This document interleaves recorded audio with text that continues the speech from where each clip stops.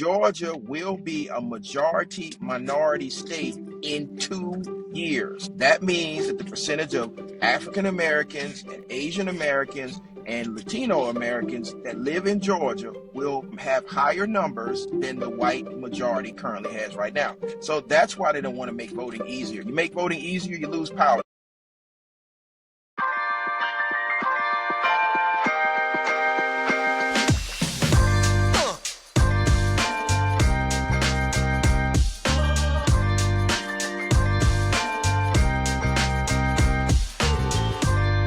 Hey, family, welcome to another episode of the Black Man's Roundtable.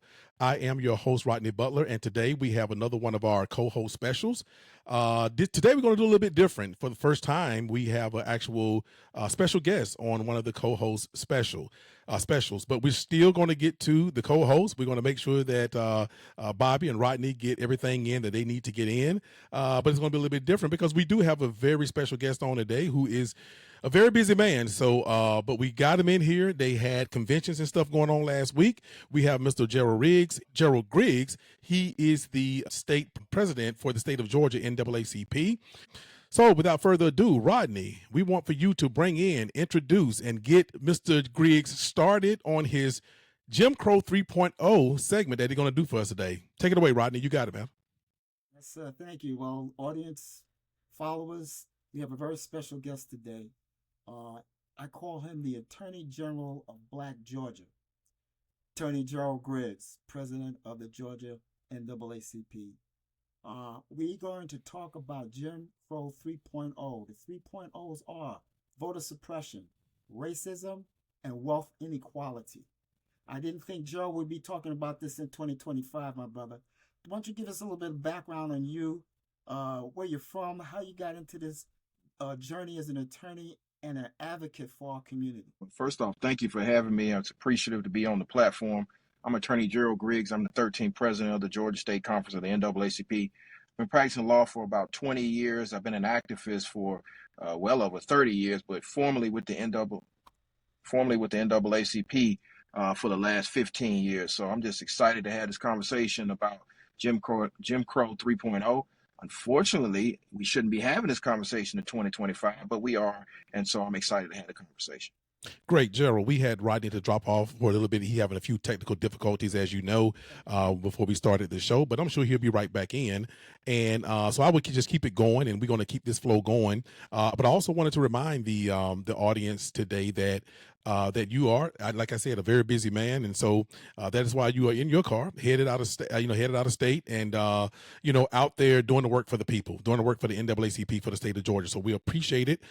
We could have had you in studio, and all of that, but hey, I don't think your schedule lightened up that much. So it's like, get him while you got him. So, okay. So I think one of the things that Rodney said is a 3.0. Gerald, go ahead on and start on that very first point that Rodney talked about for the Jim Crow 3.0 that you were going to discuss with us today. So voter suppression is at the core of the remaking of America. And so in Georgia, and particularly the state I'm about to go into, Florida, we've seen a rise in the attempts to roll back rights for African Americans and people of color. We've seen since the Shelby County versus Holder decision in 2013, the United States Supreme Court rolled back the protection of the Voting Rights Act through Section 5, the preclearance. And so you've seen almost 40 states enact some sort of voter suppression tactics, whether that's photo IDs, mass voter purges, mass voter challenges. And those are one of the things that starts the conversation and the movement towards Jim Crow. The second part would be racism in the form of miseducation. And so once you have taken away a person's ability to vote, now you reprogram them and erase their education. And so now you can start with the last portion, and that's wealth inequality, by you taking away their ability to provide for themselves. So we're seeing a rise of all of that across all the states. And it's incumbent upon the NAACP, who fought Jim Crow 1.0 in the first place, which was segregation and black codes and all the things that happened before. And now we are in this iteration. So it's incumbent upon us to continue to fight, continue to push forward so we advance our people. Okay, hey Rodney, welcome back. Hope you can hear us, and we can see you. Hope you can hear us, and if we can hear you, why don't you get started with the Gerald already hit the first point of the 3.0. Let me let you pick it up with the second point, Rodney. Yes, racism. This current climate that we're in, clearly, the closet like we've never seen before. What can we do as a people to support the efforts of the NAACP and other civic groups to combat this issue? Well, first and foremost, you need to be a member of any of these civic associations, including NAACP. But secondly, we have to call it out when we see it. When racist incidents happen, you need to report it to your local NAACP, your local civil rights organization, and then you need to be ready to push back, whether it's going to town halls, whether it's calling out elected officials who allow this to fester, or actually reporting it to local law enforcement. Now, if local law enforcement is engaged and involved, then we have to use our tools by filing litigation to force the enforcement of the 13th, 14th, Um, 15th Amendments. We have to remember we still have those same civil rights amendments, and they still have the same power and effect as they did in the past. Absolutely. Bobby, you want to jump in with anything before Gerald go into that third point? Absolutely. I wanted to ask him about voter purging, because I know that's another thing that they're using with this cross-check system and just other different ways they're finding to purge voters off the voting rolls. Okay, that's one of the biggest things that they're doing in Georgia. There's another massive voter purge. Almost 500,000 people are expected to be purged. And the way they do it is through exact match, as you said, people's names, matching their driver's license information or their birth certificates. The key is, though, they're going after names that are specific to racial classification. So the Washingtons, the Carters, names that are specific to African Americans, or the Lees, or specific to Asian Americans, or the Fernandez or Hernandez, which are specific to Latino brothers and sisters. They are surgical in their attempts to purge these individuals under the guise of voter maintenance or voter cleaning the list, because dead people are still on the rolls. But we know that 500,000 people don't drop dead in any given time.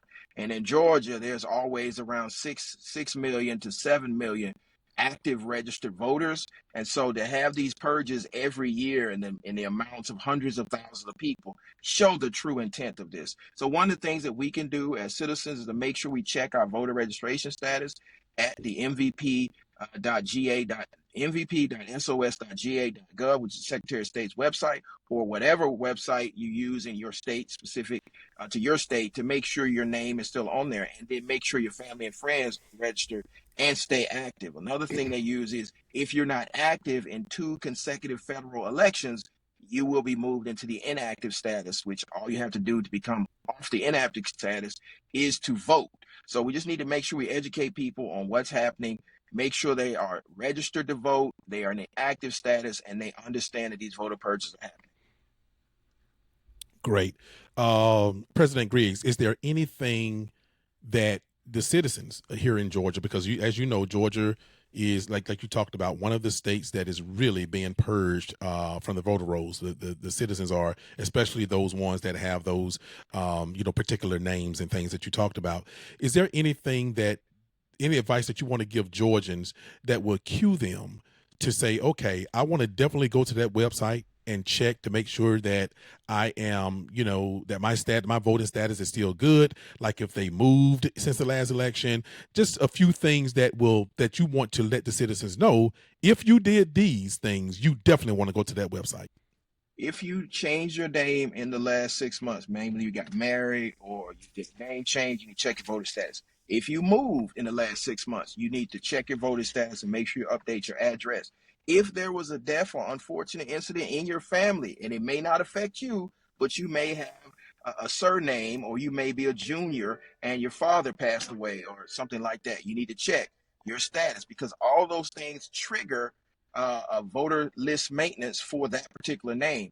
You also need to make sure that you keep accurate your address with the Secretary of State, because they send out these voter cards to you to check to see if you're still living at that address. And if you don't return the card and you don't vote in 2 consecutive elections, they'll purge you. So those are a few things that you could look to make sure that you stay engaged and an active voter on the voter rolls.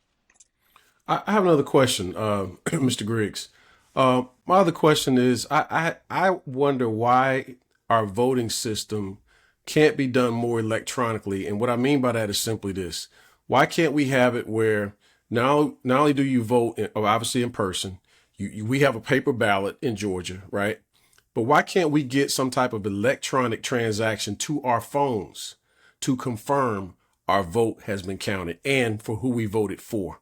We can get confirmation for food we order, for stuff you order online, but we don't get one for our actual vote. And do you see any problems with that being done? Is that something that can be done in the future? I think it can, and the main reason is because we don't want everybody participating in the franchise. If you made it that easy, you would have 90 to 100% voter participation.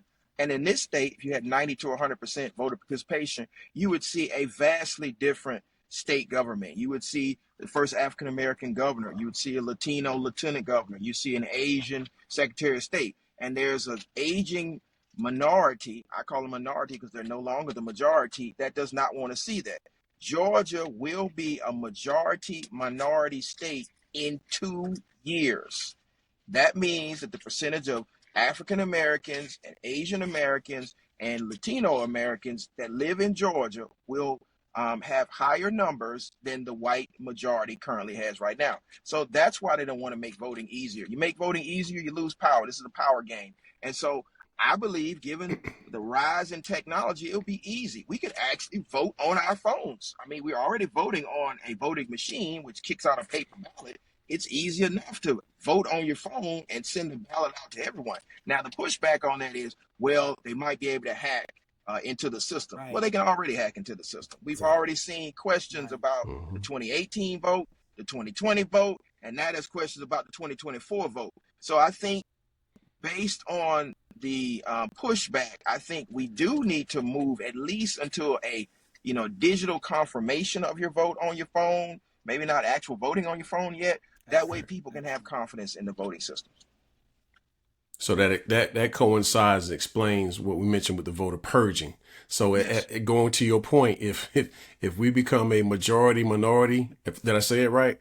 Yes. A minority majority state, then that obviously explains why the voter purge is being done to reduce that possibility that you just said. Exactly. If you remove the ability for people to participate in the franchise, they will be less likely to seek it out. And that's why we have to engage our people to let them know the reason voting is so important is because they're trying to keep you from doing it. And because it actually affects your bottom line. It affects the healthcare you get, the education you get, the financial resources that pour back in your community, all come down to a vote. So it's incumbent upon us to exercise that right to the franchise.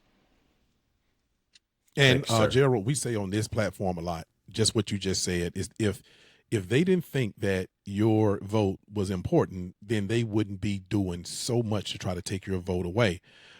We just have to, some kind of way, get that message out to the people, get that message inside the people's heads. And I think we'll be good to go. And like you said, they know what's happening, the demographics and what's happening in the state of Georgia. And that is why they are fighting so hard. Like you're saying, the purge is one of the top 3 states, from what I understand, that is being purged the most. And so great. Okay. President Griggs, take us into your third point for your Jim Crow 3.0, sir. Wealth inequality. We see all over this state the growing gap between the haves and the have-nots. There really is no middle class anymore. It's either you're wealthy or you're poor. And there's such a vast chasm between those that have and those that don't. And it's not really about race anymore. It's about class. And so if you understand that they're underfunding our schools, they're underfunding our healthcare, they are now gentrifying not only the metro and the suburbs, but now rural areas by bringing in these large corporations who bring in their own workforce and now are modernizing the surrounding area, but moving out the legacy residents. You start to see the growing wealth gap. With the rise in AI, you see the creation of new jobs, but not new training. And so the jobs are not going to those legacy residents in the state. And so I just think people need to understand that the chasm is growing, that the jobs, the high-end tech jobs, are going to people that are coming in from out of state and not to residents. And so you're seeing a growth in inequity. You're seeing a growth in access to capital and access to a better way out. And I think people need to understand that's all a part of the 1% trying to keep us divided on the basis of race, but also dividing us on the basis of wealth. Yes. Bobby, got anything in the follow-up? Yeah, I wanted to piggyback on something that he said regarding the wealth gap. You know, there's so many tricks that are being done right now on people, the needy. Let's just put it that way, the needy. No health care, no viable health care options being offered. You know, things like that. You got people being kicked off Medicaid from this stupid bill that was just signed. A big bold lie. Let's call it what it is, a big bold lie. Exactly. And so, but it's just mind-boggling the acceptance of people to do these things. You know, we're self-destructing right in front of our faces, and that's what's so disturbing to me. Is just people's willingness to accept what's going on. You know, and I think people are confused or just don't know how to push back, how to fight back. And maybe you can share some of your thoughts on what we can do. I know you mentioned earlier about joining the NAACP and getting active and getting involved. And that's fine. That's great. But what are other options that you see that people can do to push back? I think first and foremost, we got to educate. We got to educate folks on what's actually happening. You know, when these cuts at the federal government level, okay, what's happening with the cuts at the federal government level really affect the budget in Georgia. We get $12 billion from the federal government. That's 33% of our budget. That goes to Medicare, that goes to SNAP, substance nutrition, SNAP benefits that are given to those that are underprivileged. That goes to all the things that it takes to continue to keep our economy running in the state of Georgia. And our governor just said he was going to keep spending at the same level. So that means they want to have funding gaps in all of these programs that are provided for Georgians, particularly low-income Georgians. So I think first is to educate people, but secondly is to mobilize them to understand that one citizen in Georgia can make the difference, whether that's at the ballot box or that's at the town halls or the commission meetings, to call out the politicians who are lying to us about the big bowl lie. They call it a big, beautiful bill, but the only people that benefited from it are the 1% that have That's right. permanent tax cuts. The tax cut for the middle class and the underserved community will be temporary. They will evaporate after 2028. And so when you get your only $200 in tax cut, while the wealthy corporations get permanent tax cuts, you understand that something fundamentally wrong is happening here. So you got to educate them on how to mobilize. That means your elected officials. That means email. That means show the officers and ask the question, why are we doing these things when they don't benefit the least of these, those that really are needy? Those are single mothers, those are veterans. You know, we talked about the Veterans Administration being cut and benefits to soldiers and veterans who serve our country. Just lip service to thank you for your service. Service all other things. And the final thing that we really haven't talked about is how we're going to pay for all these tax cuts for the wealthy. Because we still have vital infrastructure, government assistance that has to run. Otherwise, we are going to truly witness the American carnage that the current occupant of 1600 Pennsylvania has already been talking about. We need to make sure people understand what's coming, have a plan to deal with it, and get our elected officials to get off their asses and do something about this. You know, we're not going to get help from the federal government. What we can do is change how we fundamentally view our local elected officials at our state level. Georgia, again, had a $12 billion cut that's coming. We also have a $12 billion surplus. Let's be clear, government is not a business. The purpose of government is to provide for the citizens. So why do we have a $12 billion surplus when we have 48th in education? Why do we have a $12 billion surplus with 48th in healthcare? Those are things that people can push to and say, spend that money when we need it. Spend that money for education for our children. Spend that money on services to our less fortunate. Spend that money on making Georgia a better place to live for everybody and stop the wealth inequality. That's something that, you know, by the way, Rodney and I are both veterans.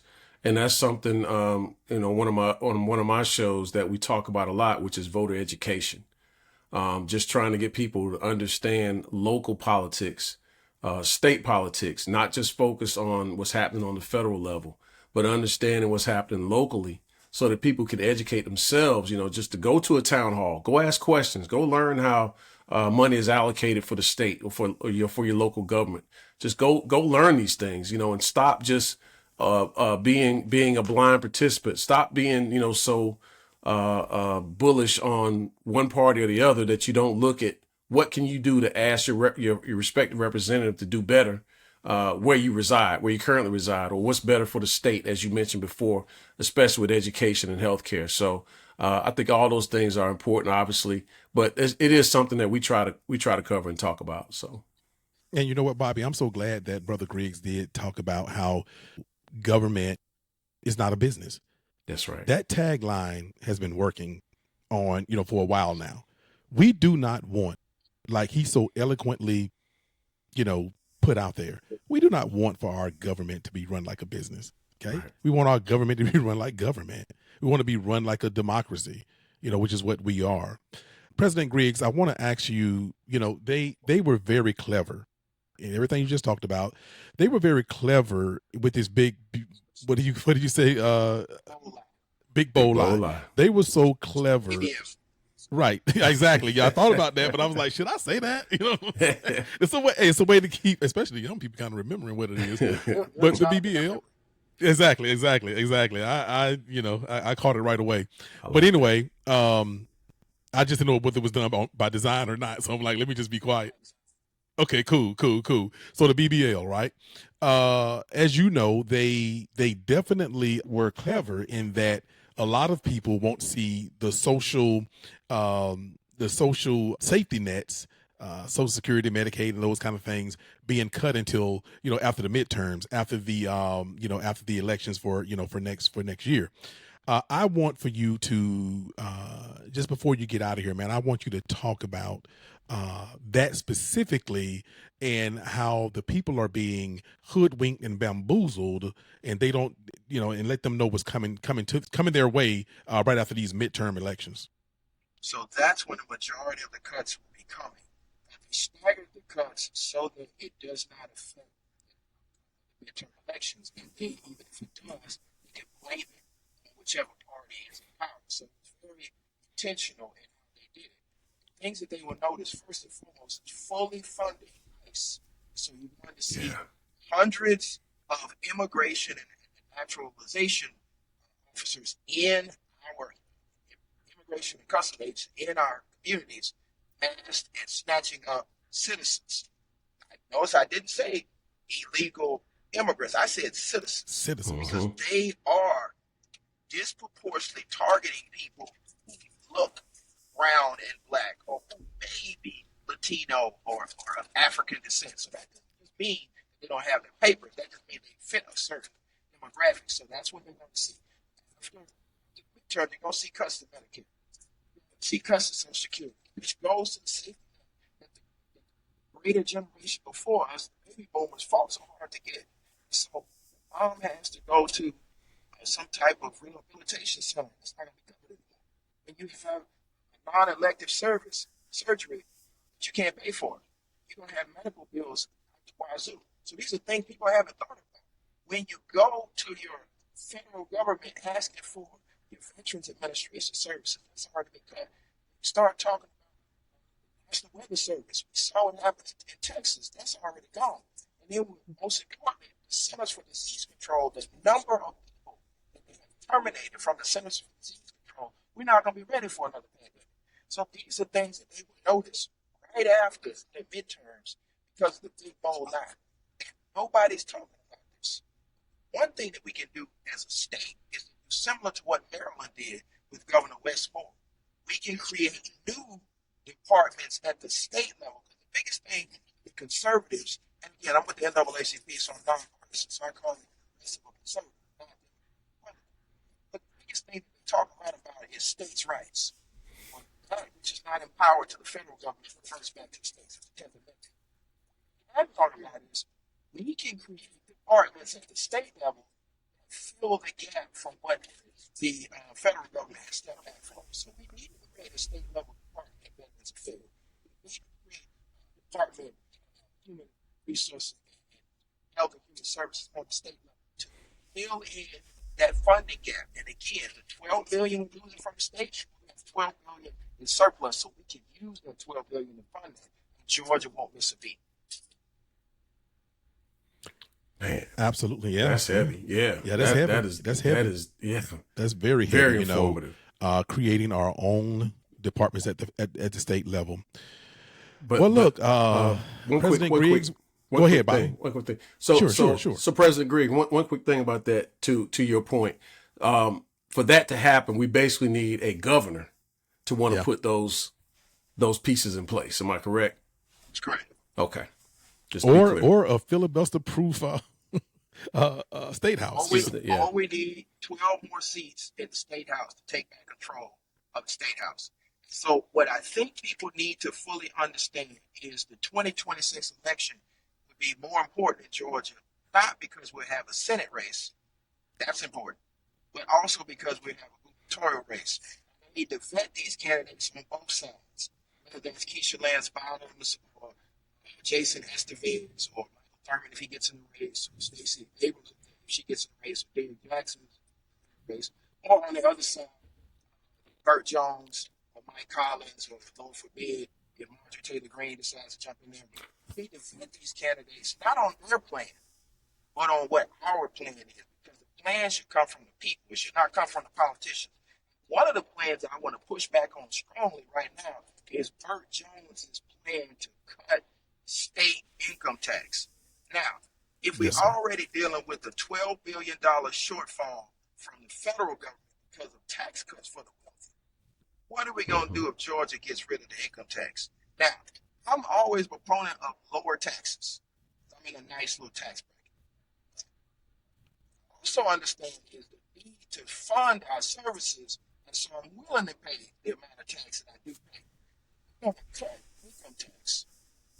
Where are we going to get the services and the money that it goes to pay? Now, I'm a criminal defense attorney for the most part, and I know that if we don't provide certain social safety things for the majority of the community, crime is going to go up, people are going to be less safe, and we're going to have a real problem. And so I think we need to think about that, maybe not completely getting rid of state income tax, some of it, but we also need to understand the government is not a business. It provides services. If you don't provide services, problems with your constituents. Absolutely. Thanks for that last little tidbit, because those are some gems. Those are some true gems that you just dropped. So look, before we, I'll tell you what, President Griggs, go ahead on and I know you talked about it a little bit earlier, but before we let you get out of here, let the people know, how they can reach you, how they can reach the NAACP, how they can become a member, all that good stuff, sir.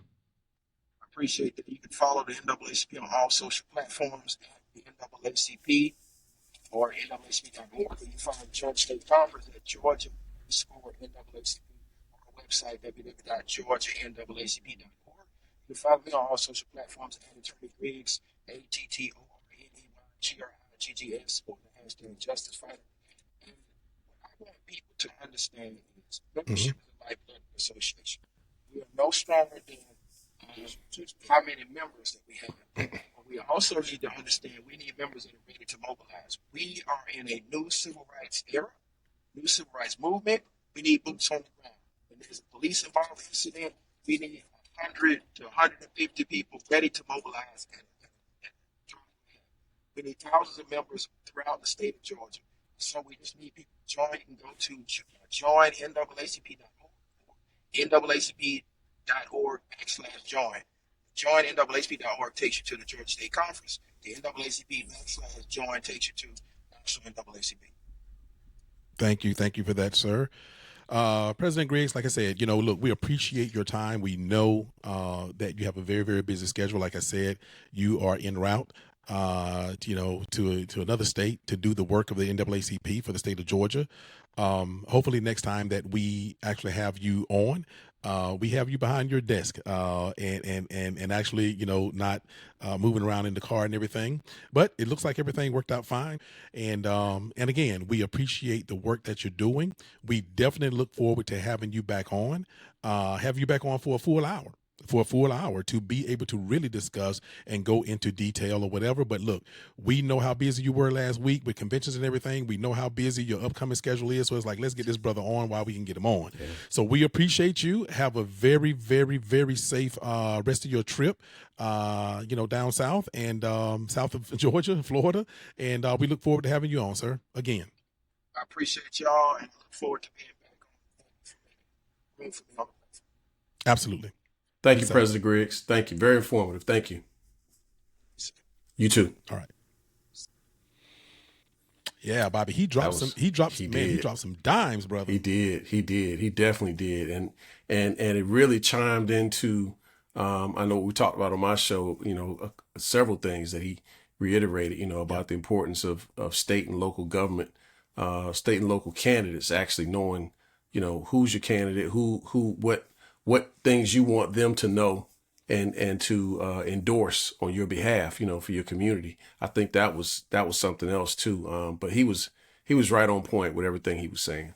Absolutely. And he has so much more to say. And and that is why I am determined to get him on, for a full hour and allow for him to be able to put out this information. And, and when we have these energetic, younger leaders of our nonprofit organizations, our younger political leaders out here trying to do the work, we need to magnify them. We need to. They're motivated. We know that we have some people who maybe need to. It's time for them to turn their head over to someone else, man.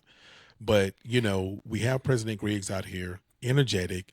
We need to get behind this brother and stop all the old talk about what the NAACP hasn't done when like he said, membership is what drives up everything. And so Bobby, looked like I said, we keep Rodney keeps coming in and out. Yeah. But that's okay. He was having some technical difficulties. I'm sure that if he can get back in, he will, get back in and join us. But the good part about it is your segment was up next with one of the things you want to talk about in our co-host special. Again, is the Epstein files. A lot of new information came out today, so I know you are ready to fire that thing away. Go ahead, Bobby. I'm amazed every time. And I should be amazed anymore, honestly, where we are as a country and what we are accepting and what excuses are being made. And I noticed too that President Griggs does the same thing I do.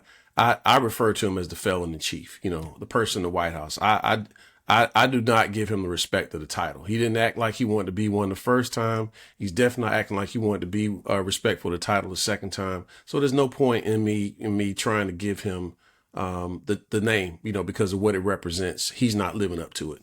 So I've just noticed that his supporters, it's funny where we are at this point. Not funny, but it's amazing at this point what is acceptable. So I ran down a list of a couple things. And a couple turned into way more. So mocking the disabled, that wasn't an end game for anybody. Not paying his taxes, okay, made excuses about that. January 6th, which to me was a non-starter. That should have been the end of it. Leading an insurrection, that didn't do it. How about cheating to try to win an election? Interfering state governments, with the governors and with Raffensperger, Secretary of State, and trying to influence the outcome of the election. That wasn't a non-starter. How about being guilty as 34 counts of felonies, and an adjudicated sex offender, right? All right. The list goes on. How about disrespecting veterans and Gold Star families? That wasn't a deal breaker. How about birther conspiracies on President Barack Obama's birth certificate, right? How about selling Bibles and gold shoes? That wasn't enough. How about getting a plane from Qatar? Getting his own plane from Qatar? That wasn't enough. How about no health care?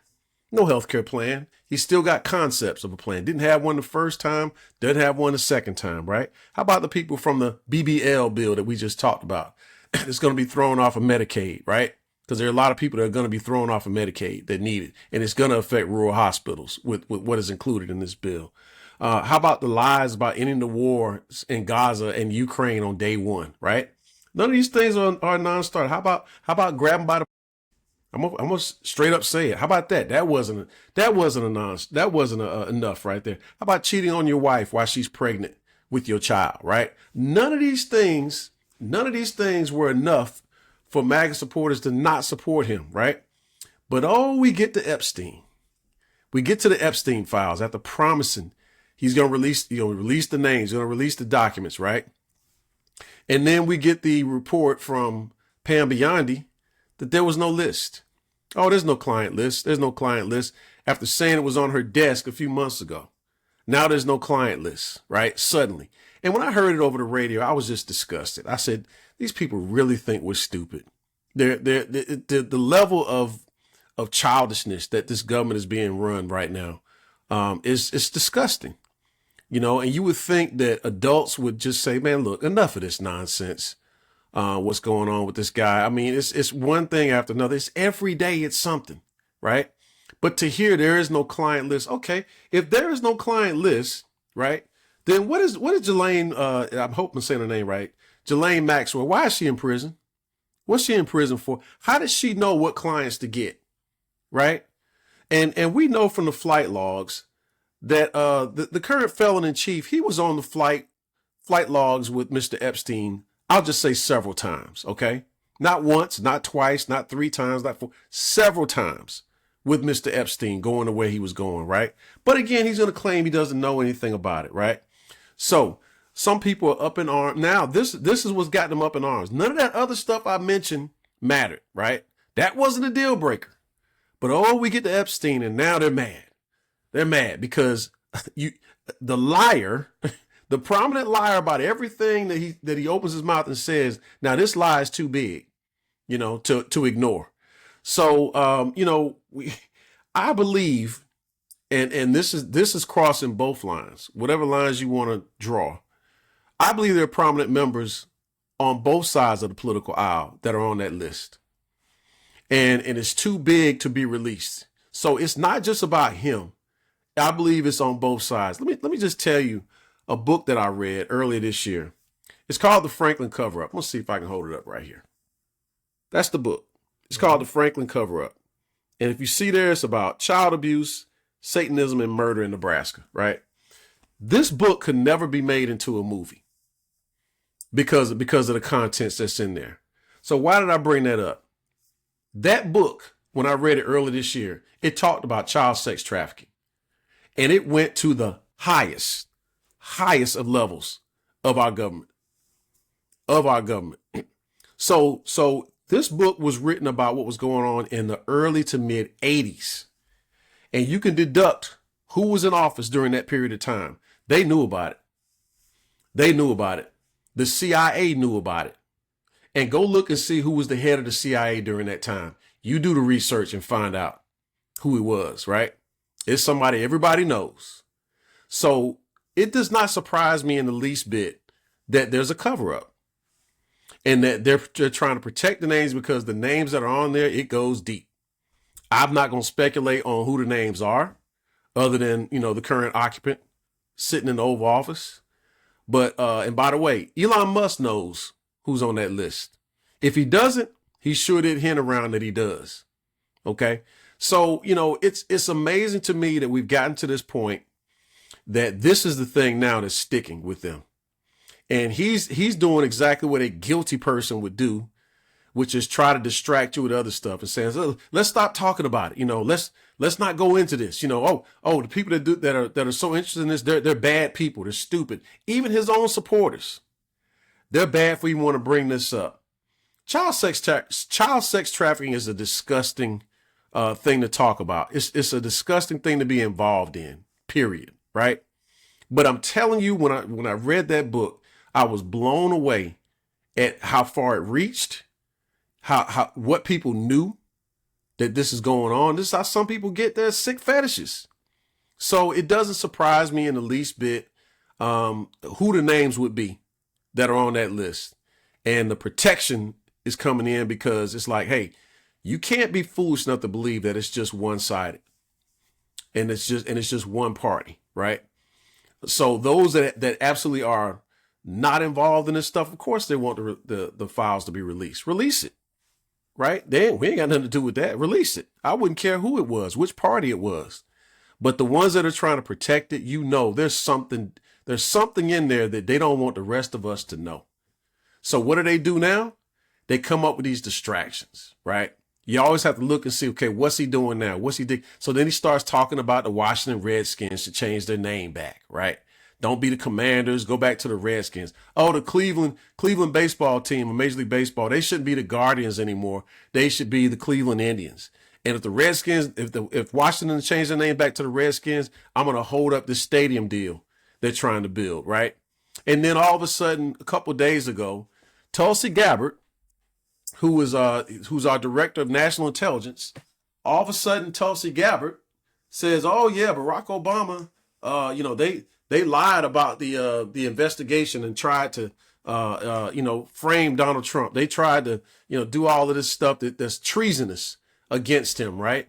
Meanwhile, you got all the people that were in the intelligence community during that time, 2016, 17, and beyond.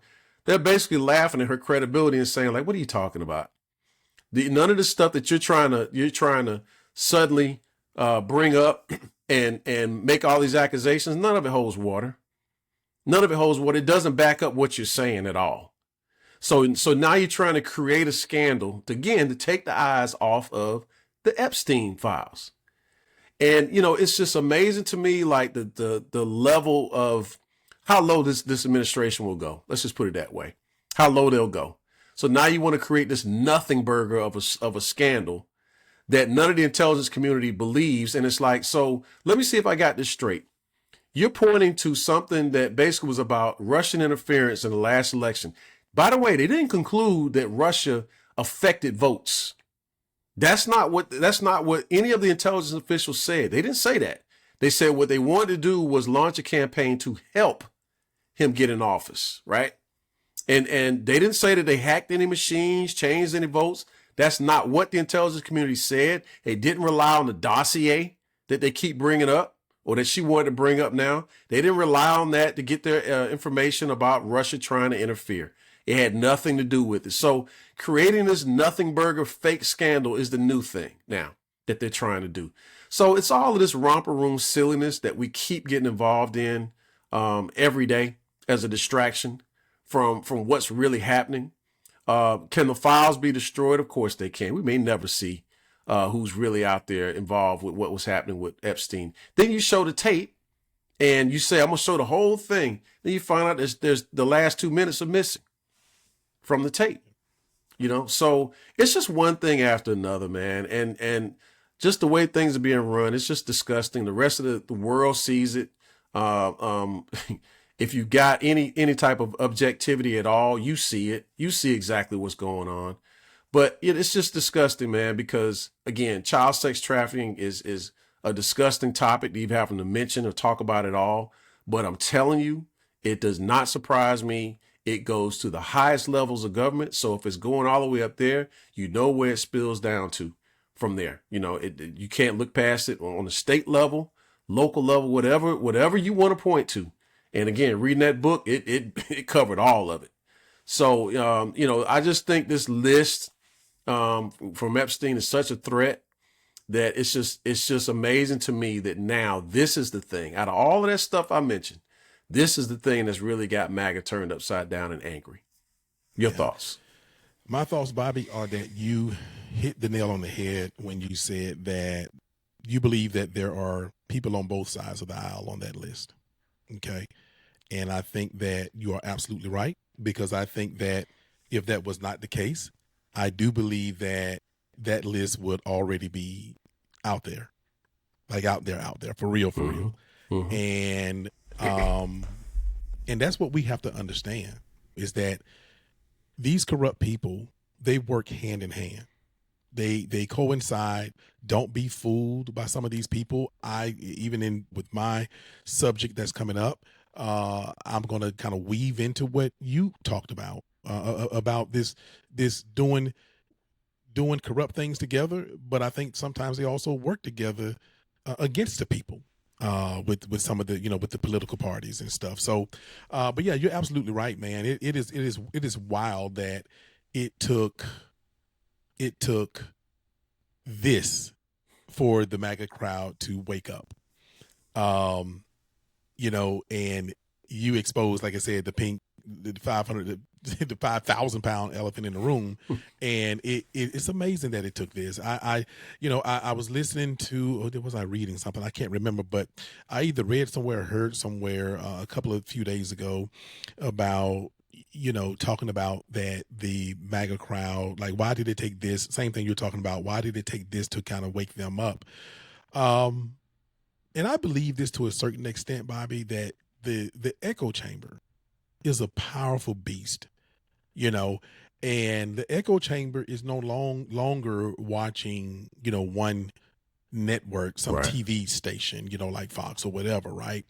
It is way bigger than that. It is your algorithms. It is every single time you look at your phone, every time you look at your TV, even things that you may even listen to, if you listen to satellite radio and all these things, people are actually in an entire freaking bubble, man.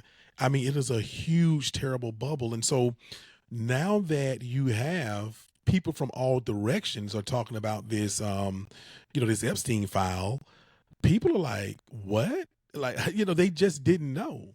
I think for some of them, they actually did not know or chose to, because remember, he said he loved the uneducated, or they just chose to just, be in this. I guess what I'm saying, it is hard, because I know you and I, we listen to all kind of things, we read all kind of things and stuff like that.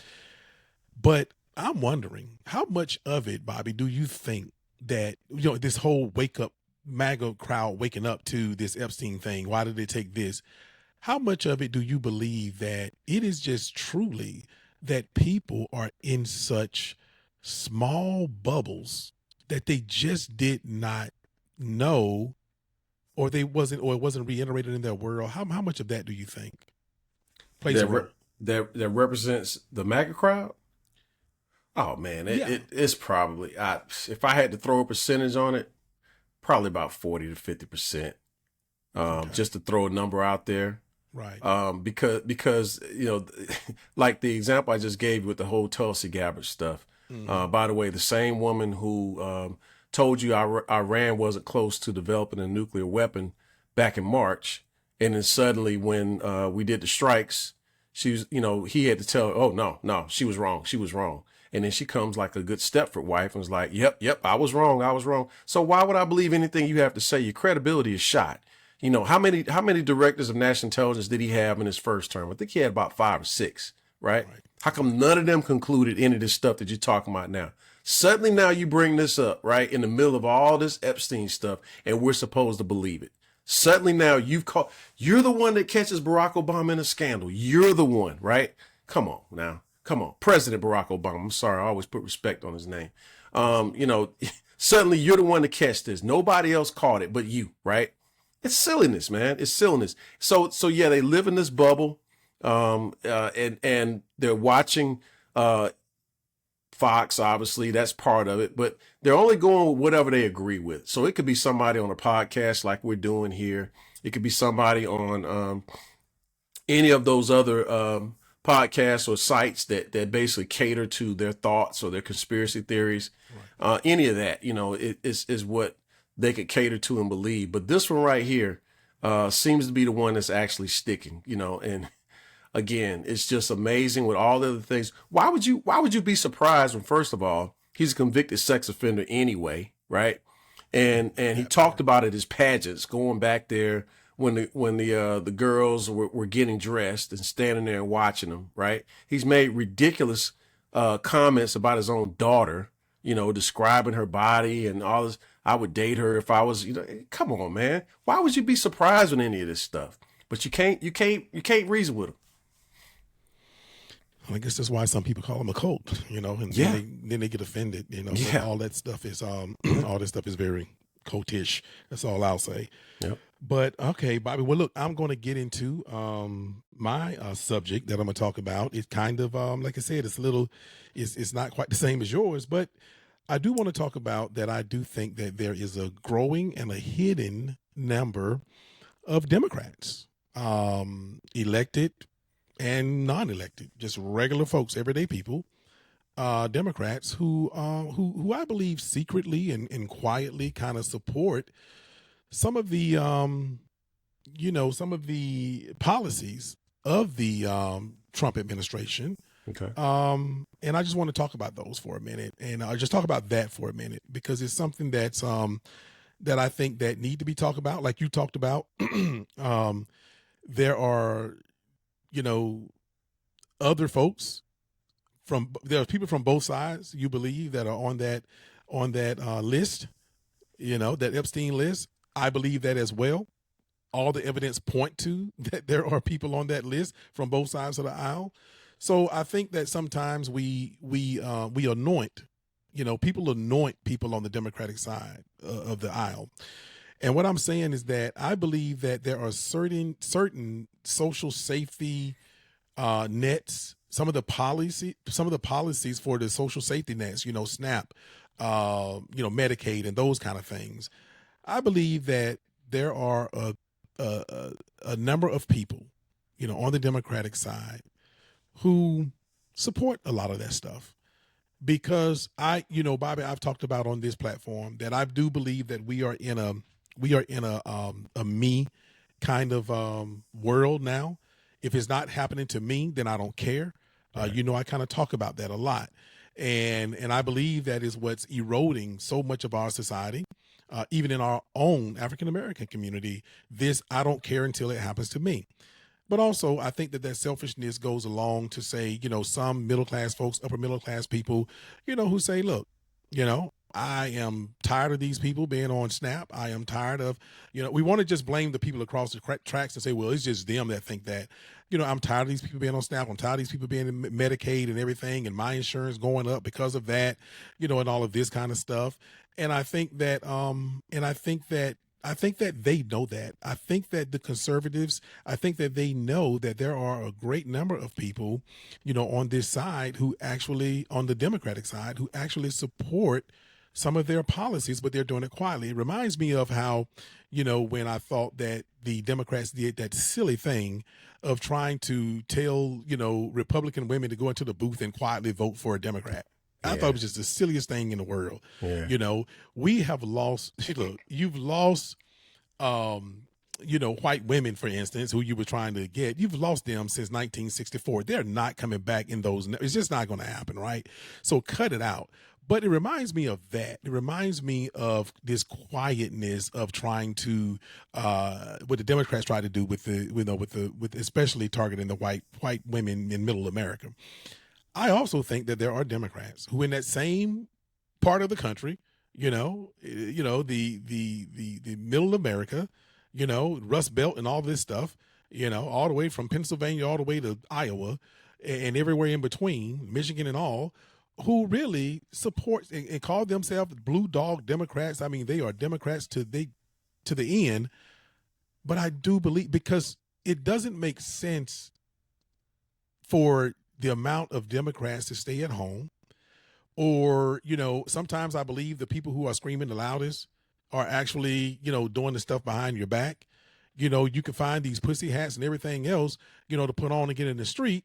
Mm-hmm. But I just believe that some of the social safety nets that are being taken away, by the Trump administration, I just believe there's a lot of quietness about it for elected and non-elected Democrats. And before I let you comment on that one, Bobby, I want to say that, look, when they talk about,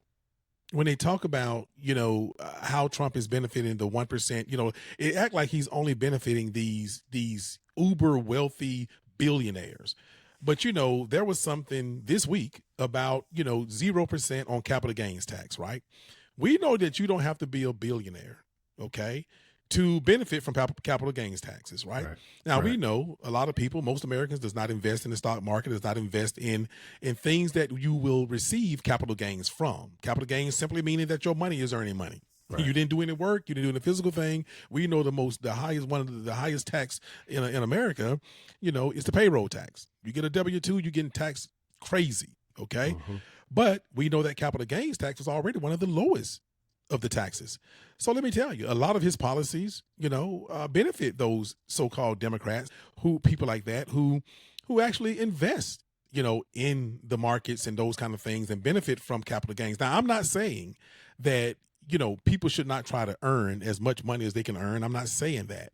But the numbers just never match up to me. It's like, how can a party be so weird, be so absolute crazy, and all of these elections, local, state, federal, they come just so close of each other. And then you want to boast about, well, the overwhelming majority of the country, are registered Democrats.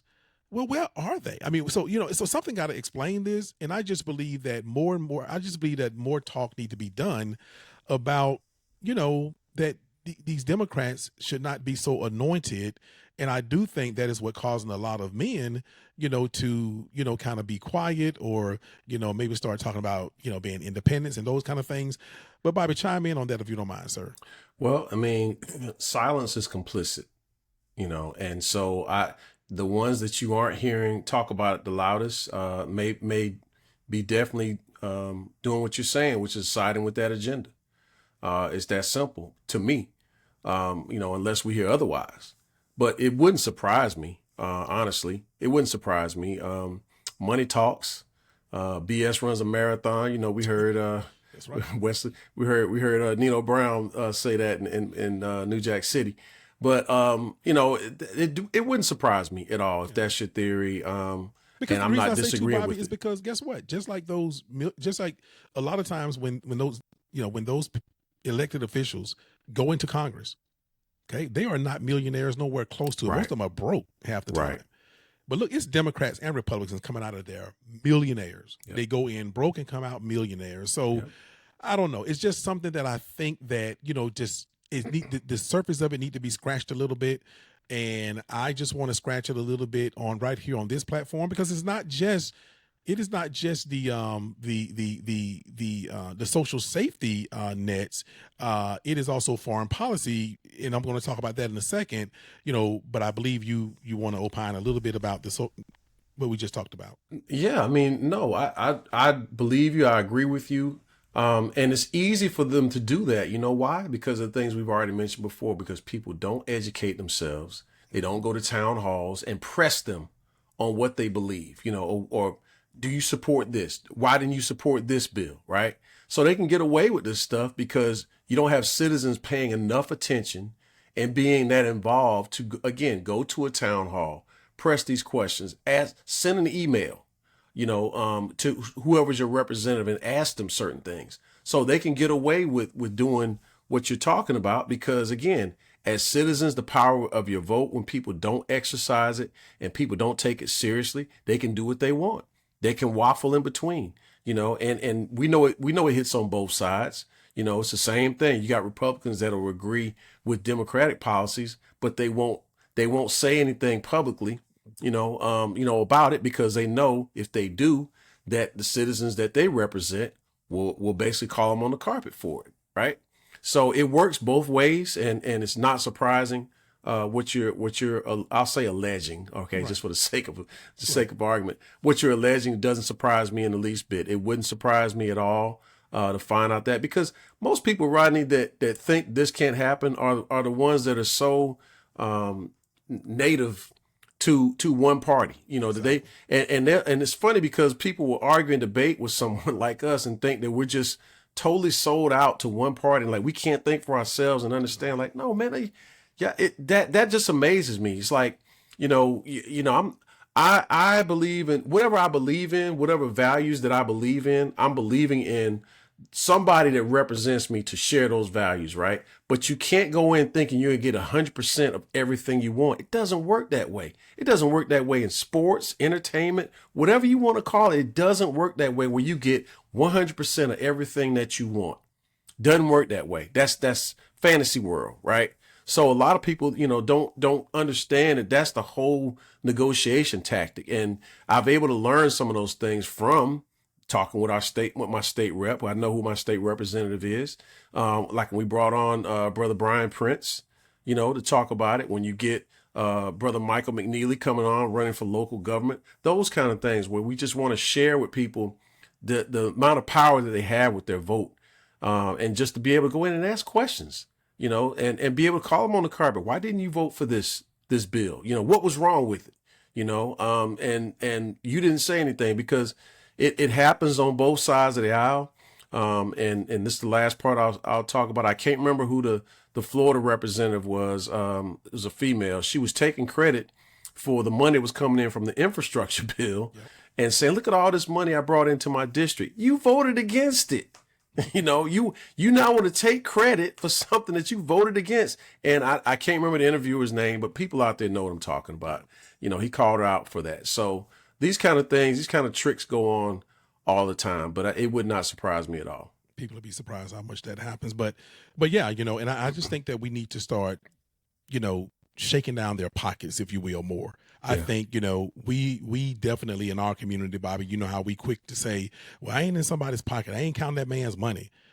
Guess what? Our elected officials, that's what we supposed to do. Yeah. Count their money, especially the ones at the federal level. That's the only job you got, but even at the state house, and even at local, commissioners and city council people, it's like, no, we're not going to count your money for your job, your full-time job, but let's see where the money, like they say, follow the money. I think we really do need to start to get back into that. And we will see, why, if this theory that I'm talking about, which is that there are so many elected officials who are, actually, just quietly, I'm not saying that they're going to vote. They're too cowardly to vote, for a Republican policy or something like that they believe in. But however, like you said, but what about that silence though? Or what about you're not fighting as hard? I think we need to really kind of pay attention to that and really look at these elected officials, but also our neighbors. Also our neighbors who are so-called, I'm a blue dog Democrat and all this, but at the end of the day, I think a lot of the social safety net stuff, I think that there are quite a few of these people who are, kind of glad or not so sad that these things are maybe going away, and I think that it maybe explains some of the numbers, that we get, in the voting booths. Because look, I will admit, okay, I benefit a lot of times from that stuff as well. But however, I've never in my adult life voted for my pocket. I vote for my family. I vote for, the majority of my family who may not, has been as fortunate maybe as I have or something like that. Cause that's kind of what a lot of us do, but I know enough of them that I believe of them to know that, you're kind of quiet about this. And then the other thing too, is not just social safety reason is why I believe that this phenomenon, well, I don't know if I want to call it a phenomenon, but this thing is happening, is some of the foreign policy stuff. I cannot explain for the life of me, Bobby, maybe you can help me out with this. I cannot explain at all how in the world when Joe Biden, okay, and I remember I'm talking this Democrat and Republican thing, how in the world when Joe Biden was in the White House, called Genocide Joe and all this other stuff, that was going on, all the stuff that's going on in Israel and Palestine, they were absolutely just holding this man feet to the fire. Democrats holding this, and they do it almost every time. Same way when Barack Obama was in. Man, you remember that the oil spill when he first got in? Yes. I mean, Democrats just laying in on this guy. But we'll fast forward it to something going on today, and that was how they was relentless on Joe Biden about what's going on in Israel. Nothing has changed in Israel. Nope. Nothing has changed, with the war with Russia and Ukraine. Ukraine. You know, they were laying in on this man. Where are those same young Democrats, old Democrats, blue dog Democrats, whatever you want to call them? You can hear a pin drop, Bobby. And so what I'm saying about that particular thing. And so what I'm saying is this stuff is just not matching up. And I'm like, why? People know that it's not matching up, but I think that we may be concentrating. I don't even know what we're concentrating on as to why it's not happening. But I think that some of these people, some of this Democrat stuff and Republican stuff, and people calling themselves Democrat, but I think that there are more people who agree with this foreign policy, some of these foreign policy policies of the current administration, than not. And again, I'm just scratching the surface. I don't have a white paper. I don't have anything to lay down what I'm talking about.